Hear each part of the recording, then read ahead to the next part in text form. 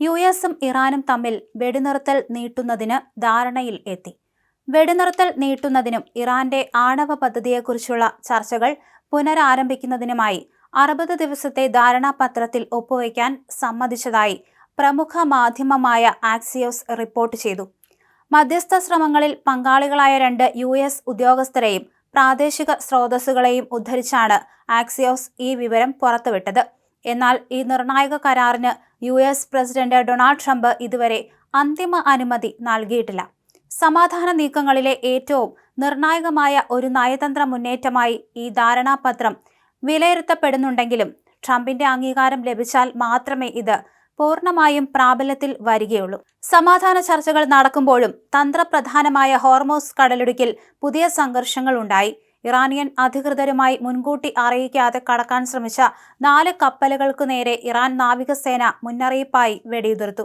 Radar ഓഫാക്കി യാത്ര ചെയ്ത ഒരു യുഎസ് ടാങ്കറിനു നേരെയും ഇറാന്റെ റവല്യൂഷണറി ഗാർഡ്സ് വെടിവെച്ചതായി റിപ്പോർട്ടുകളുണ്ട്. ഇതിന് മറുപടിയായി യുഎസ് സൈന്യവും ബന്ദർ അബ്ബാസ് തുറമുഖത്തിന് സമീപം വെടിയുതിർത്തു. ഈ സംഭവങ്ങളിൽ ആർക്കും പരിക്കേറ്റതായി റിപ്പോർട്ടുകളില്ല. ഹോർമൂസ് കടലിടുക്കിലെ കപ്പൽ യാത്രകൾ നിയന്ത്രിക്കാൻ ഇറാൻ രൂപീകരിച്ച അതോറിറ്റിക്ക് മേൽ യുഎസ് കഴിഞ്ഞ ദിവസം സാമ്പത്തിക ഉപരോധം ഏർപ്പെടുത്തിയിരുന്നു. ചർച്ചകൾ നടക്കുന്നതിനിടയിലും ഇറാന് മേൽ സമ്മർദ്ദം ചെലുത്താനാണ് യുഎസ് ട്രഷറി ഡിപ്പാർട്ട്മെന്റിന്റെ ഈ നീക്കം. ഹോർമൂസ് കടലിടുക്ക് ഒരു അന്താരാഷ്ട്ര ജലപാതയാണെന്നും അത് എല്ലാവർക്കുമായി തുറന്നിരിക്കുമെന്നും യുഎസ് പ്രസിഡന്റ് ഡൊണാൾഡ് ട്രംപ് വ്യക്തമാക്കി. അമേരിക്കയ്ക്ക് പൂർണ്ണമായും അനുകൂലമായ ഒരു മികച്ച കരാറിന് മാത്രമേ തങ്ങൾ തയ്യാറാകൂ എന്നും ചർച്ചകൾ പരാജയപ്പെട്ടാൽ സൈനികമായി കാര്യങ്ങൾ അവസാനിപ്പിക്കാൻ യുഎസിന് അറിയാമെന്നും ട്രംപ് മുന്നറിയിപ്പ് നൽകി.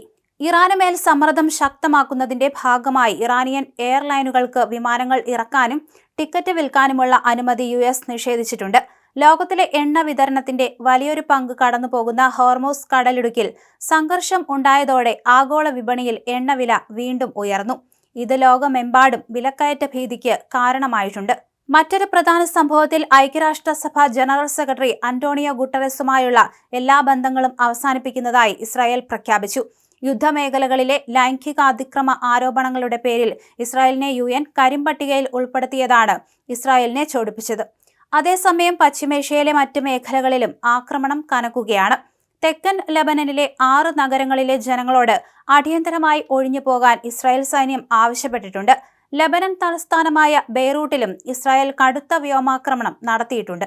അതേസമയം കഴിഞ്ഞ ദിവസവും ഇറാനിൽ കടന്നുകയറി ഇത്തരത്തിൽ വ്യോമാക്രമണം അമേരിക്ക നടത്തിയിരുന്നു. വെടിനിർത്തൽ പ്രഖ്യാപിച്ചതിന് ശേഷം പലതരത്തിലുള്ള അതിക്രമ സംഭവങ്ങളും ഉണ്ടായിട്ടുണ്ട്. എന്തായാലും ഇറാനുമായി ഒരു സമാധാന ചർച്ചയ്ക്കില്ല എന്ന നിലപാടിൽ തന്നെയാണ് അമേരിക്ക ഉറച്ചുനിന്നത്.